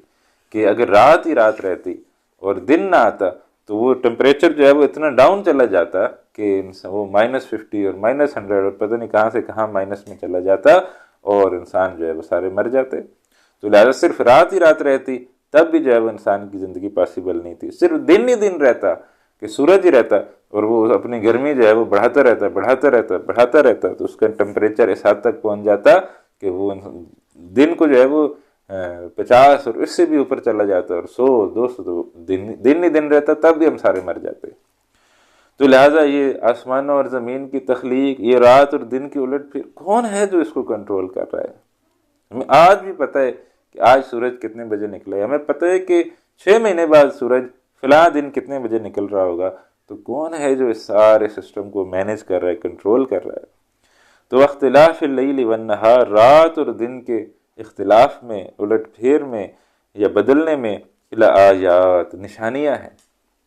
نشانی کیا ہوتی ہے؟ آپ کو ایک دوست ملا، اس نے جو ہے وہ آپ کو ایک بہت خوبصورت جو ہے وہ تحفہ دیا، کوئی جو ہے وہ رکھنے والی چیز، کوئی ٹوپی دے دی، کوئی کوٹ دے دیا، کوئی پین دے دیا، کوئی بہت خوبصورت آپ کو تحفہ جو ہے وہ اس نے دے دیا، اور آپ نے جناب وہ لیا اور رکھا، اور پھر رکھ کے اس کو بھول گئے، اور آپ کو دوست بھی بھول گیا، آپ کو دوست کا دیا گیا تحفہ بھی بھول گیا. اب ایک عرصے بعد جو ہے وہ 10 سال بعد جو ہے وہ آپ جو ہے وہ ٹرنک کھول رہے ہیں کوئی اور چیز تلاش کرنے کے لیے، بکسا کھول رہے ہیں. تو جیسے ہی آپ نے بکسا جو ہے وہ کھولا ہے تو اندر سے وہ اس دوست کا دیا گیا تحفہ جو ہے وہ آپ کے سامنے آ گیا. تو جیسے ہی وہ تحفہ آپ کے سامنے آئے گا تو آپ کو فوراً اپنا دوست یاد آ جائے گا، یو ہو یہ تو فلانے نے مجھے جو ہے نا فلاں جگہ جو ہے وہ دیا تھا، سب کچھ یاد آ جائے گا۔ تو وہ نشانی ہے، وہ آیت ہے جس کو دیکھ کے آپ کو کوئی اور یاد آ گیا ہے۔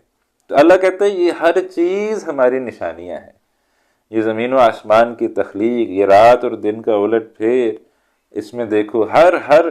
ذرے میں تمہیں اللہ جو ہے وہ نظر آئے گا۔ سورہ حدید کے اندر اللہ تعالیٰ نے فرمایا وَالْأَوَّلُ وَالْآخِرُ وَالظَّاهِرُ وَالْبَاطِنُ، اللہ ظاہر بھی اتنا ہے کہ اس سے زیادہ ظاہر کوئی نہیں، ہر چیز میں آپ کو اللہ کی جو ہے وہ نشانیاں نظر آئیں گی۔ یہ جو آپ ویڈیو سن رہے ہیں اس پر بھی اگر آپ غور کریں، یہ جو آپ ہم اس وقت کلاس لے رہے ہیں اس پر بھی اگر ہم غور کریں تو یہ بھی دیکھیں کہ یہ بھی اللہ تعالیٰ کی نشانیوں میں سے ایک نشانی، کیسے جو ہے یہ پاسبل ہے کہ میں کہاں بیٹھ کے آپ کو پڑھا رہا ہوں اور آپ کہاں بیٹھ کے سن رہے ہیں، کہاں یہ پاسبل تھا لیکن اللہ نے اب اس کو پاسبل کر دیا۔ کہاں جو ہے یہ بارشوں کے سلسلے ہیں، کہاں جو ہے یہ پہاڑوں کے سلسلے ہیں، ندی نالوں کے سلسلے ہیں، دریاؤں کے سلسلے ہیں، ہر چیز جو ہے وہ چلانے والا کون ہے؟ ہر چیز چلانے والا اللہ ہے۔ تو ان سب کو دیکھ کر کیا ہمیں اللہ یاد آتا ہے؟ کیا ہم سورج کو دیکھتے ہیں تو ہمیں کچھ یاد آتا ہے؟ وہ اچھا سورج جس کو دیکھ کے کوئی یاد آنا چاہیے۔ ہم چاند کو دیکھ کے کچھ یاد آتا ہے؟ وہ چاند اچھا اس کو دیکھ کے کچھ یاد آنا چاہیے۔ جیسے دوست کے دیے گئے تحفے کو دیکھ کے دوست یاد آیا تھا، تو کیا ان چیزوں کو دیکھ کے ہمیں کوئی یاد آتا ہے؟ یا کوئی یاد نہیں آتا؟ اگر نہیں یاد آ رہا تو پھر مسئلہ ہے، اللہ یاد آنا چاہیے، یہ اللہ نے نکالا ہے، اللہ جو ہے وہ اس چیز کو کنٹرول کر رہا ہے۔ تو لآیات لأولی الالباب، نشانیاں ہیں عقل مندوں کے لیے۔ الذین یذکرون اللہ قیاما وقعودا وعلی جنوبہم ویتفکرون فی خلق السماوات والارض ربنا ما خلقت ھذا باطلا۔ اب جو انسان جو ہے وہ غور و فکر کرنے والا ہوتا ہے، جب انسان غور و فکر کرتا ہے اور مختلف نتیجوں پر پہنچتا ہے تو ان میں سے نتیجہ کیا ہے؟ پہلا نتیجہ تو یہ ہے کہ یہ خود بخود نہیں بنا، جو کچھ بھی ہے یہ خود بخود نہیں بنا، نہیں، اس کا کوئی کریٹر ہے، اس کا کوئی بنانے والا ہے۔ یہ پاسبل ہی نہیں ہے کہ کوئی چیز کسی بنانے والے کے بغیر خود بخود ہی بن جائے۔ آپ اپنے گھر میں کوئی ایسی چیز دیکھ کے بتا دیجئے کہ جو خود بخود بن گئی ہو، کسی نے نہ بنائی ہو۔ تو یہ اتنے بڑی زمین و آسمان، یہ کائنات، یہ خود بخود بن گئی، ہاؤ از اٹ پاسبل کہ یہ خود بخود بن گئی؟ پھر یہ پہلے نہیں تھی، سائنس ہمیں یہ کہتی ہے یہ پہلے نہیں تھی، تو جو چیز تھی ہی نہیں اس نے اپنے آپ کو کیسے بنا لیا؟ تو لہذا جب انسان اس کائنات پر غور و فکر کرتا ہے تو اس نتیجے پر پہنچتا ہے کہ نہیں، کوئی چیز خود بخود بنتی نہیں ہے۔ بھائی ہمارا مشاہدہ ہی نہیں ہے کہ کوئی چیز خود بخود بن جائے، تو کوئی نہ کوئی بنانے والا ضرور ہوتا ہے۔ معمولی سی معمولی چیز، سوئی بھی ہوگی، اور اگر آپ کو کہہ دے کہ یہ ایک معمولی سی سوئی ہے تو یہ خود بخود بن گئی ہے، تو آپ اس پر ہنسیں گے اور بولیں گے عقل کو ہاتھ مارو، سوئی خود بخود کیسے بنتی ہے؟ تو ایک معمولی سی سوئی بھی جو ہے وہ خود بخود نہیں بنتی۔ تو شیطان ہمیں یہ پڑھاتے ہیں کہ کائنات خود بخود بن گئی، ہاؤ از اٹ پاسبل؟ کیسے یہ خود بخود بن گئی؟ کہاں سے یہ را میٹیریل آ گیا؟ کہاں سے یہ مادہ سارا آ گیا؟ کہاں سے یہ میٹر سارا آ گیا؟ کہاں سے یہ خود بخود بن گئی؟ جب کچھ تھا ہی نہیں تو اس نے اپنے آپ کو کیسے جو ہے وہ بنا لیا؟ تو لہٰذا یہ تو مت ماری گئی ہے نا کسی کی جو یہ سوچتا ہے کہ یہ کچھ بھی نہیں تھا اور خود نتھنگ کریٹس ایوری تھنگ، ٹھیک ہے، کسی کچھ بھی نہیں تھا اور اس نے ہر چیز جو ہے وہ بنا دی، how is it possible even? تو لہٰذا وہ ایک تو یہ نتیجے پر انسان یہ پہنچتا ہے کہ وہ کوئی ہے ہستی، ہو از ہی، کون ہے وہ یہ معلوم نہیں ہے، لیکن کوئی نہ کوئی ہے صحیح بنانے والا، کوئی کریٹر ضرور ہے جس نے یہ سب کچھ جو ہے وہ بنایا ہے۔ پھر انسان اس نتیجے پر پہنچتا ہے کہ جس نے یہ بنایا ہے وہ بہت جو ہے وہ انٹیلیجنٹ ہے، بہت ذہین ہے، اور ایک ایک ذرے کے اندر وہ شاہکار نظر آتا ہے۔ ذرے کو چیریں تو تب بھی جو ہے وہ ایک شاہکار ہے۔ ایٹم کی بات ہوئی تھی تو ایٹم کو دیکھیں تو وہ بھی ایک شاہکار ہے، کائنات کو دیکھیں تو کائنات بھی ایک شاہکار ہے۔ تو لہٰذا وہ بہت ہی انٹیلیجنٹ ہے، پھر علیم ہے، وہ علم رکھنے والا ہے، وہ حکیم ہے۔ تو یہ اللہ تعالیٰ کی پھر صفات پر بھی انسان آہستہ آہستہ پہنچتا ہے کہ وہ جو ہے وہ ایک تو یہ کہ وہ ہستی ہے، اور دوسرا یہ کہ وہ پھر اس کی کوئی صفات بھی ہیں۔ تو اب جب یہ اس تک یہ پہنچتا ہے کوئی نہ کوئی ہستی ہے، اور جب وہ خود اس نتیجے پر پہنچتا ہے کوئی نہ کوئی ہستی ہے، اور نبی کی دعوت اس کے سامنے آتی ہے اور وہ کہتے ہیں کہ یہ کائنات خود بخود نہیں بنی بلکہ اس کائنات کا ایک بنانے والا ہے، تو وہ نبی کی دعوت کو اپنی بات سمجھتا ہے اور کہتا ہے کہ ہاں آپ بالکل ٹھیک کہہ رہے ہیں، میں بھی اسی نتیجے پر پہنچا ہوا ہوں کہ یہ کائنات خود بخود نہیں بنی، اس کا کوئی نہ کوئی بنانے والا ہے۔ تو پھر جب وہ بات مانتے ہیں تو پھر وہ کیا کرتے ہیں، الذین یذکرون اللہ قیاما وقعودا وعلی جنوبہم، جو یاد کرتے ہیں پھر اللہ تعالیٰ کو، پھر جس نے ان کو یہ زندگی دی ہے، جس کی وجہ سے وہ زندہ ہے، وہ اس کو یاد کرتے ہیں، اللہ کو کھڑے، بیٹھے اور کروٹوں پر لیٹے ہوئے، وہ ہر طریقے سے اللہ سبحانہ و تعالیٰ کو جو ہے وہ یاد کرتے ہیں۔ تو کھڑے ہیں، بیٹھے ہیں، لیٹے، انسان کی تین ہی حالتیں ہوتی ہیں، یا وہ کھڑا ہے یا بیٹھا ہے یا لیٹا ہے، اس کے علاوہ کچھ چوتھی حالت انسان کی ہوتی نہیں۔ تو اس کا مطلب ہے کہ وہ ہر وقت اللہ سبحانہ و تعالیٰ کو یاد کرتے ہیں۔ تو الذین یذکرون اللہ قیاما وقعودا وعلی جنوبہم ویتفکرون فی خلق السماوات والارض، اور غور کرتے ہیں آسمانوں اور زمین کی پیدائش میں۔ تو اللہ تعالیٰ نے آسمان کیسے بنایا کہ ہر چیز پرفیکٹ ہے، اس کائنات کے اندر کچھ بھی امپرفیکٹ نہیں ہے، کچھ بھی امبیلنس نہیں، ذرا سی کوئی اونچ نیچ ہو جائے، ذرا سا کوئی ہمارا جو سولر سسٹم ہے اس کے اندر ذرا سا کوئی بدلاؤ آ جائے تو زندگی چلنا جو ہے وہ پاسبل نہیں رہے گی، اور ہزاروں سالوں سے زندگی جو ہے وہ چلتی آ رہی ہے۔ تو وہ یتفکرون فی خلق السماوات والارض، وہ غور کرتے ہیں آسمانوں اور زمین کی پیدائش میں، اور کیا پکار اٹھتے ہیں، ربنا ما خلقت ھذا باطلا، اے اللہ تو نے یہ سب کچھ بیکار پیدا نہیں کیا، بے مقصد پیدا نہیں کیا، ہر چیز جو ہے وہ با مقصد ہے۔ یہ جتنی بڑی کائنات ہمیں نظر آ رہی ہے یہ بیکار نہیں ہے، یہ سب چیز جو ہے وہ با مقصد ہے۔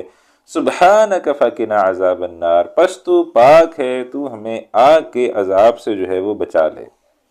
اب یہ جو ایک سفر ہے، ایک سوچ کا سفر ہے کہ وہ کائنات پر غور و فکر کرتے کرتے کہاں یہ دعا کرنے جو ہے وہ لگ گئے ہیں کہ سبحانک فقنا عذاب النار، اے اللہ تو پاک ہے، تو ہمیں آگ کے عذاب سے بچا لے۔ تو یہ جو ہے یہ سفر جو ہے وہ کیسے طے ہے؟ یہ جو ہماری کلاس ہے اس کا وقت بہت کم ہوتا ہے، تو میں آپ کو ایک چیز یہاں پر ضرور سجیسٹ کروں گا۔ آپ میں سے اکثر لوگ جو ہیں وہ ڈاکٹر اسرار احمد صاحب رحمۃ اللہ علیہ کو سننے والے ہیں، تو انہوں نے اپنا ایک منتخب نصاب جو ہے وہ مرتب کیا ہے، سلیکٹڈ پورشن آف قرآن، منتخب نصاب ہے، اور وہ اگر آپ یوٹیوب پہ جائیں اور لکھیں منتخب نصاب ڈاکٹر اسرار احمد، تو منتخب نصاب جب آپ نکالیں گے تو یہ تقریباً آپ کو دیکھیں گے کہ 166 لیکچرز ہیں، یا ایک دوسرا جو ان کے لیکچر سیریز ہے اس میں 193 لیکچرز ہیں، اور ہر لیکچر تقریباً 45 منٹس کا ہوتا ہے۔ تو اس میں سے آپ جو بھی سننا چاہیں، تو 166 والا سننا چاہیں یا 193 والا سننا چاہیں، جو بھی آپ سننا چاہیں، تو اس جو منتخب نصاب ہے وہ جب آپ سنیں گے تو اس میں تیسرا سبق جو ہے وہ ان آیات پر مشتمل ہے۔ تو وہاں پر ڈاکٹر صاحب رحمہ اللہ نے انتہائی تفصیل کے ساتھ اس بات کو بیان کیا ہے کہ انسان کائنات پر غور و فکر کے نتیجے میں اس نتیجے پر کیسے پہنچ جاتا ہے کہ آگ کا عذاب بھی کوئی ہے۔ ایک طرف کائنات میں غور و فکر کر رہے اور دوسری طرف نتیجہ یہ نکال رہے کہ سبحانک فقنا عذاب النار، اے اللہ تو پاک ہے، تو ہمیں آگ کے عذاب سے بچا لے۔ اب ظاہر بات ہے وہ پوری بات تو یہاں نہیں کی جا سکتی، لیکن اس کا خلاصہ جو ہے وہ کیا ہے؟ خلاصہ اس کا یہ ہے کہ انسان کائنات میں غور و فکر کرتا ہے اور دیکھتا ہے کہ ہر چیز جو ہے وہ پرفیکٹ ہے۔ سیب کا آپ بیج لگائیں تو سیب کا درخت نکلے گا، کیلے کا بیج لگائیں کیلا نکلے گا، گندم لگائیں گندم نکلے گی، کپاس لگائیں کپاس نکلے گی۔ جو آپ کام کریں گے وہ بالکل پرفیکٹ انداز میں چلے گا، ہر دنیا کی ہر چیز پرفیکٹ انداز میں جو ہے وہ چل رہی ہے، دنیا کی ہر چیز بہترین انداز میں جو ہے وہ چل رہی ہے، ہر چیز بہترین پرفیکٹ چل رہی ہے، لیکن ایک چیز ایسی ہے جو پرفیکٹ نہیں چل رہی۔ وہ کیا ہے؟ وہ انسان ہے۔ انسان کے اندر اللہ کچھ چیزیں ہیں، جیسے انسان کو وہ چاہے مسلم ہو غیر مسلم ہو، اس کو یہ پتہ ہے کہ سچ بولنا چاہیے، اس کو یہ پتہ ہے کہ جھوٹ نہیں بولنا چاہیے، اس کو یہ پتہ ہے کہ دھوکہ اور فراڈ نہیں کرنا چاہیے، اس کو یہ پتہ ہے کہ بے ایمانی نہیں کرنی چاہیے، اس کو یہ پتہ ہے کہ کسی کے ساتھ ظلم زیادتی نہیں کرنی چاہیے۔ یہ انسان کے اندر یہ ساری چیزیں بلٹ ان موجود ہیں، اللہ سبحانہ و تعالیٰ نے یہ ساری چیزیں انسان کے اندر رکھی ہیں، لیکن ہم غور و فکر کرتے ہیں کہ جو سچ بولتے ہیں وہ تو بیچارے پریشان ہیں، جو جھوٹ بولتے ہیں وہ ترقی کرتے ہیں۔ اچھا، جو مظلوم ہے وہ پستا جاتا ہے، جو ظالم ہے وہ عروج پاتا جاتا ہے۔ تو وہ انسان غور و فکر کر رہے، اب غور و فکر کرنے والا انسان ہے کہ بھائی جو مظلوم ہے، جیسے ہی ظالم نے ظلم کیا، دنیا کی ہر چیز پرفیکٹ ہے، سارے سسٹم پرفیکٹ چل رہے ہیں، تو جیسے ہی ظالم نے ظلم کیا اس کے ساتھ بھی کچھ نہ کچھ ہو جانا چاہیے فوری طور پر، لیکن دیکھتا ہے کچھ بھی نہیں ہوا۔ اور ایسے ایسے ظالم ہوتے ہیں جو ساری زندگی جو ہے وہ ظلم کرتے رہتے ہیں، ساری زندگی ان کی ظلم سے عبارت ہوتی ہے، اور وہ مرتے بھی ظلم کرتے ہوئے۔ کوئی انہوں نے اپنی زندگی میں کوئی ایک دن ایسا نہیں دیکھا ہوتا کہ جب ان کو کوئی مسئلہ پریشانی آئی ہو، اور وہ آخری دن تک، آخری گھنٹے تک ظلم زیادتی کر رہے ہوتے ہیں، ان کو کچھ بھی نہیں ہو رہا۔ مظلوم جو ہے وہ آخری سانس تک مظلوم ہی رہا، ظلم ہی سہتا رہا، اور ظلم سہتے سہتے ہی مر گیا، تو اس کو بھی کوئی نہیں بینیفٹ ملا، اس کو کوئی بدلہ نہیں ملا، اس کو بھی کوئی بدلہ نہیں ملا۔ تو وہ دیکھتا ہے کہ یار یہ چیز ٹھیک نہیں ہے، یہ چیز پرفیکٹ نہیں ہے، یہ چیز صحیح نہیں چل رہی، ہر چیز صحیح چل رہی ہے، یہ نہیں، انسان جو ہے نا وہ صحیح نہیں چل رہا۔ تو لہذا لا مالا اس کے ذہن میں یہ سوچ بھی پیدا ہوتی ہے کہ کوئی اور جگہ ہونی چاہیے جہاں اچھے کو اچھا بدلہ ملے، برے کو برا بدلہ ملے، کوئی اور جگہ جو ہے وہ ضرور ہونی چاہیے۔ اب وہ اس نتیجے پر خود ہی پہنچ جاتا ہے کہ کوئی نہ کوئی اور جگہ ہونی چاہیے، وہ کہاں ہوگی، کیسے ہوگی، وہ اس کو نہیں پتا۔ جیسے وہ یہ سمجھ جاتا ہے کہ کوئی نہ کوئی اس کائنات کا خالق ضرور ہے، اب وہ کون ہے، کہاں ہے، کیسے ہے، وہ پھر نبی تفصیل بتاتے ہیں، لیکن اس تک وہ خود پہنچتا ہے کہ کوئی نہ کوئی خالق ضرور ہونا چاہیے۔ اسی طریقے سے وہ اس تک بھی ضرور پہنچتا ہے کہ کوئی دوسری جگہ ضرور ہونی چاہیے جہاں اچھے کو اچھا بدلہ ملے، برے کو برا بدلہ ملے۔ جو ظالم تھا، جس نے یہاں ظلم کیا تھا، اس کو اس کا حساب برابر کیا جائے، جو مظلوم تھا اس کو اس کا بدلہ دیا جائے۔ تو وہ انسان خود یہ نتیجہ نکالتا ہے کہ کوئی نہ کوئی اور جگہ ضرور ہونی چاہیے۔ پھر اور کئی معاملات آپ دیکھیں، ایک شخص ہے، 80 سال اس کی عمر ہے، اب اس نے جو ہے وہ ایک 20 سال کے بچے کو قتل کر دیا ہے۔ اب آپ دیں بدلہ، اس کو کیسے بدلہ دیں گے؟ پاسبل ہی نہیں، وہ 80 سال والا، تو اس کو آپ سزائے موت بھی دے دیں گے تو وہ ویسے ہی اپنی زندگی گزار چکا ہے، انجوائے کر رہا ہے، اب تو اس نے آج نہیں تو کل مرنا ہی تھا۔ لیکن 20 سال والے کی تو ساری زندگی جو ہے وہ ابھی پڑی تھی۔ اب آپ اس کو 80 سال والے کو مار بھی دیں تو تب بھی بدلہ پورا نہیں ہو سکتا۔ اسی طریقے سے ایک شخص ہے جس نے 10 بندوں کو قتل کر دیا ہے، 20 بندوں کو قتل کر دیا، اب دیں بدلہ۔ اب آپ اس کو کیا بدلہ دے سکتے؟ کچھ بھی نہیں بدلہ دے سکتے۔ تو لہٰذا انسان جو ہے وہ پھر یہ غور و فکر کرتا ہے کہ یہ کائنات جو ہے یہ نامکمل ہے، یہ زمین جو ہے یہ نامکمل ہے، یہ انسان جو ہے نامکمل ہے، ہر چیز پرفیکٹ چل رہی ہے، ہر چیز بہترین چل رہی ہے، ہر چیز ایک قانون اور نتیجے کے مطابق چل رہی ہے، لیکن جو چیز قانون اور نتیجے کے مطابق نہیں چل رہی وہ انسان ہے۔ انسان کے ساتھ یہ معاملہ کیوں ہو رہا ہے؟ تو غور و فکر جو ہے وہ کرنے لگ جاتا ہے۔ تو پھر جب نبی کی دعوت آتی ہے کہ ایک دوسرا جہان ہے جہاں اچھے کو اچھا بدلہ، برے کو برا بدلہ ملے گا، وہ کہتے ہیں بالکل ایسے ہی ہے، میں خود اس نتیجے پر پہنچا ہوا ہوں، آپ تو مجھے بس صرف ایک بات بتا رہے، میں خود اس نتیجے پر پہنچا ہوا ہوں کہ ہاں دوسری جگہ ہونی چاہیے، دوسری جگہ ہے، میں خود اس نتیجے پر پہنچا ہوں، آپ مجھے بس اس کی تفصیلات کچھ بتا رہے ہیں، ورنہ اس کا ایک خاکہ میرے ذہن میں پہلے سے ہی جو ہے وہ بنا ہوا ہے۔ تو وہ کائنات پر غور و فکر کر کے اس نتیجے پر پہنچ جاتے ہیں، سبحانک اے اللہ تو پاک ہے، فقنا عذاب النار، ہم سب کو آگ کے عذاب سے بچا لینا۔ ربنا انک من تدخل النار، اے اللہ اگر تو نے ہمیں آگ کے اندر داخل کر دیا، فقط اخزیتہ، تو بے شک تو نے ہمیں رسوا کر کے رکھ دیا۔ اگر ہم آگ کے اندر داخل ہو گئے، جیسے ابھی ہم نے تھوڑی دیر پہلے پڑھا کہ جو جہنم کی آگ سے بچا لیا گیا وہ کامیاب ہے، تو یہاں کہا جا رہا ہے اگر تو نے ہمیں آگ کے اندر داخل کر لیا تو پھر جو ہے وہ ہم تو رسوا ہو جائیں گے۔ وَمَا لِلظَّالِمِينَ مِنْ أَنصَارٍ، اور نہیں ظالموں کو کوئی مددگار، پھر ظالموں کو کوئی مددگار جو ہے وہ نہیں ہوگا۔ تو یہ جو ہے یہ اللہ تعالیٰ کی معرفت، کہ اللہ تعالیٰ کو جب پہچان لینا، پھر اللہ تعالیٰ کو پہچان لینے کے بعد اللہ تعالیٰ کو یاد کرتے رہنا، ہر وقت اٹھتے بیٹھتے لیٹتے، الذین یذکرون اللہ قیاما وقعودا وعلی جنوبہم، تو یہ ہر وقت اللہ تعالیٰ کا ذکر، ہر وقت اللہ تعالیٰ کو یاد کرتے رہنا چاہیے۔ صبح ہم اٹھیں تو صبح اٹھنے کی دعا ہے، الحمدللہ الذی احیانی بعدما اماتنی والیہ النشور، پھر نماز پڑھیں،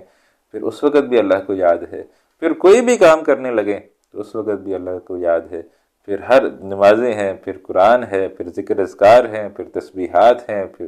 درود ہے، پھر صبح و شام کے مسنون اذکار ہیں، یہ تمام اللہ تعالیٰ کو یاد رکھنے کے طریقے ہیں۔ تو اللہ کو ہر کوئی اچھی چیز دیکھے تو کہیں سبحان اللہ،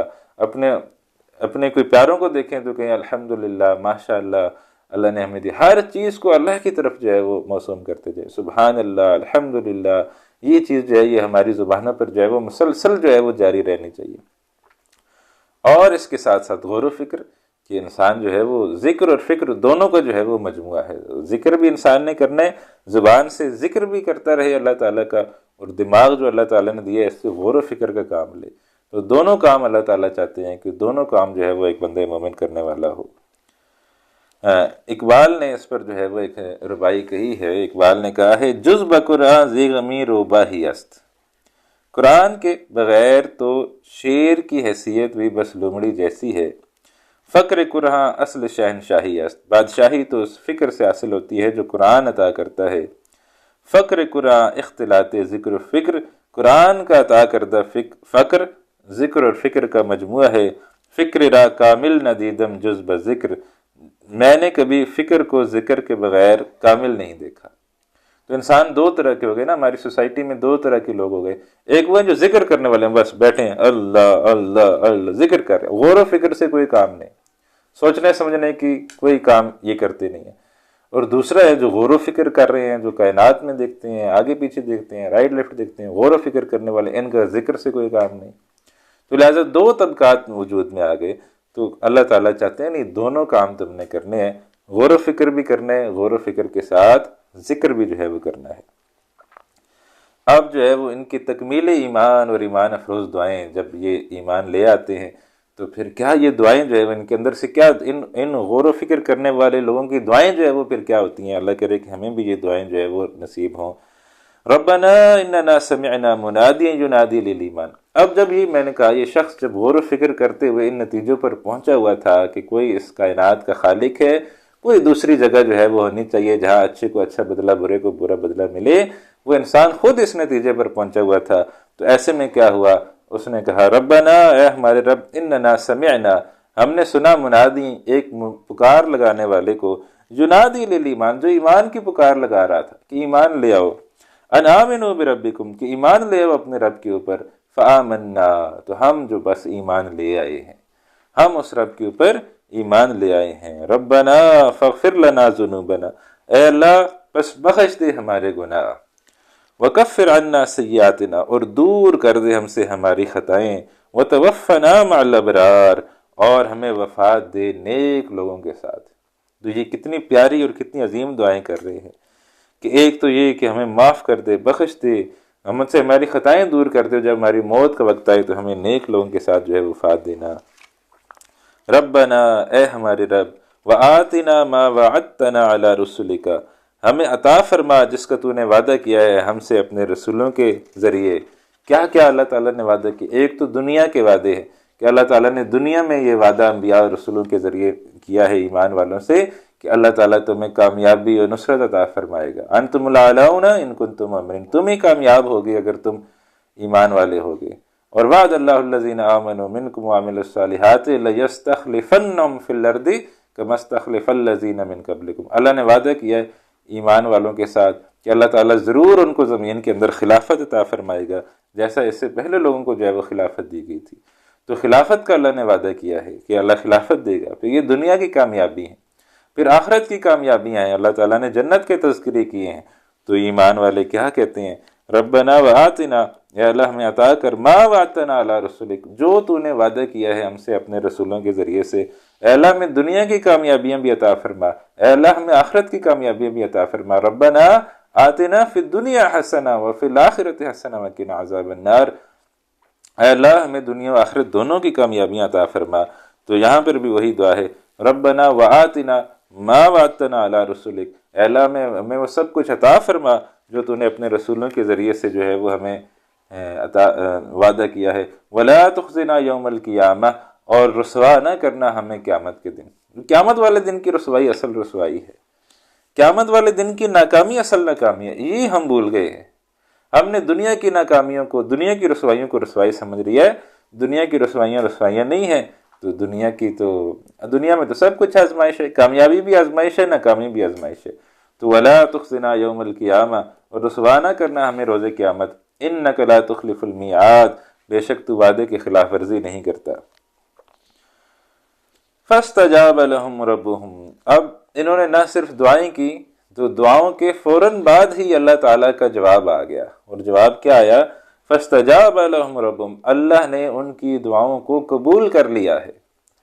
ان کو دنیا میں بھی اللہ کامیابیاں دے گا، ان کو آخرت میں بھی اللہ تعالیٰ جنتوں کا مکین بنائے گا۔ تو کیا زبردست، کیا ہے نا، نور علی نور۔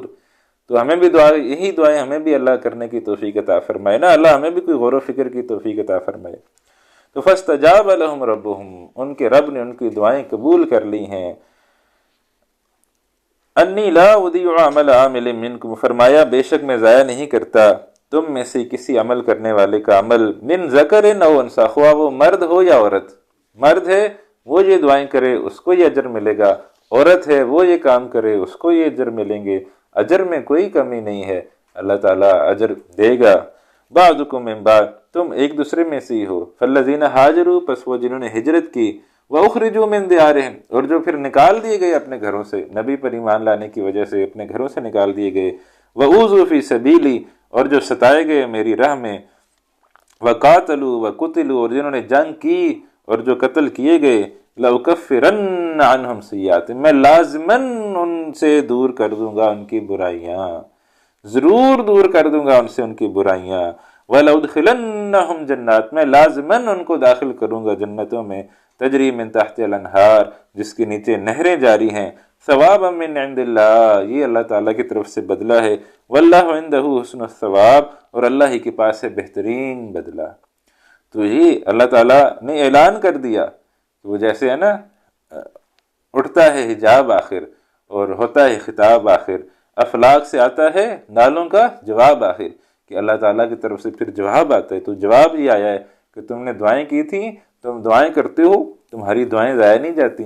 کوئی تمہاری دعا ایسی نہیں ہوتی جو اللہ تک نہ پہنچے، اللہ تعالیٰ تمہاری دعائیں سنتا ہے، قبول کرتا ہے۔ تو اللہ تعالیٰ نے دعاؤں کی قبولیت بھی جو ہے اس کا بھی اعلان کر دیا کہ ہم تمہاری دعائیں جو ہے وہ قبول کرنے والے ہیں۔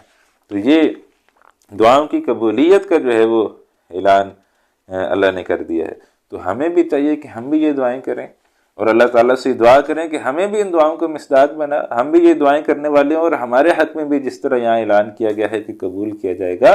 تو اللہ ہماری دعاؤں کو بھی اس طرح ہمارے حق میں جو ہے وہ قبول فرمائے، اور ہم سب کو دنیا میں بھی بھلائیاں عطا فرمائے، دنیا میں بھی کامیابیاں عطا فرمائے، اور آخرت میں بھی اللہ تعالیٰ ہمیں جنتوں کا مکین بنائے۔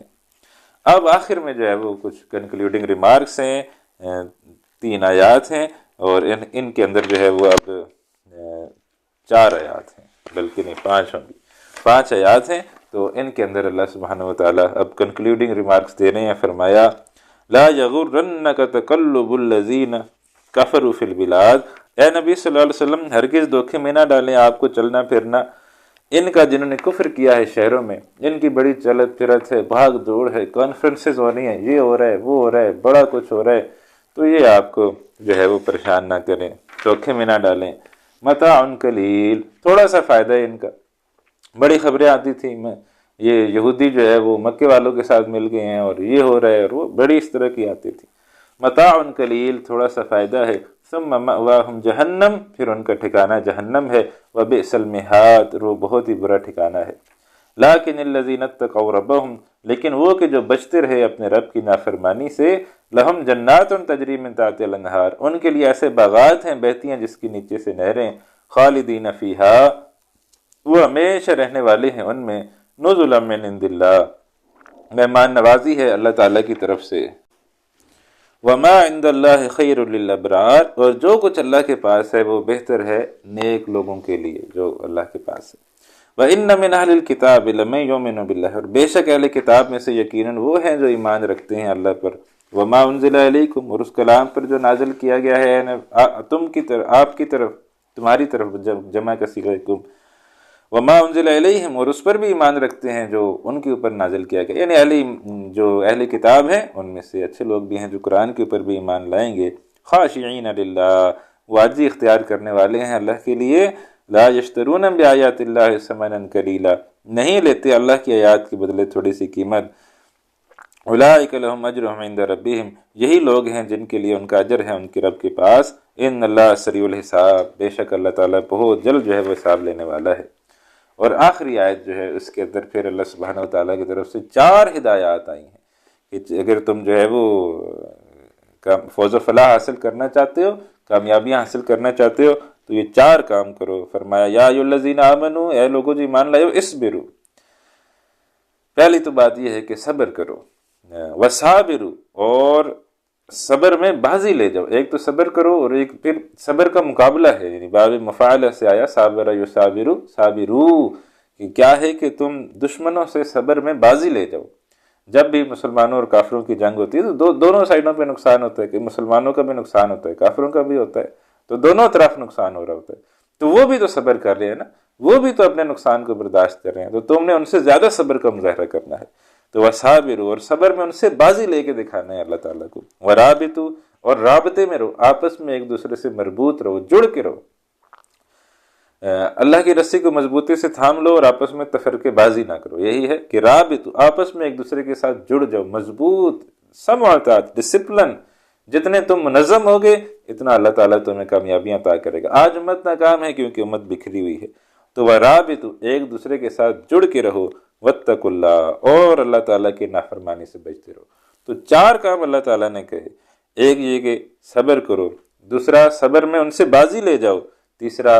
منظم رہو، جڑ کے رہو، اجتماعیت کے ساتھ جڑ کے رہو، اور چوتھا اللہ سے ڈرتے رہو، لعلکم تفلحون، تاکہ تم جو ہے وہ فلاح پا جاؤ۔ اگر تم یہ کام کرو گے تو پھر تمہیں فلاح ملے گی۔ فلاح جو ہے نا وہ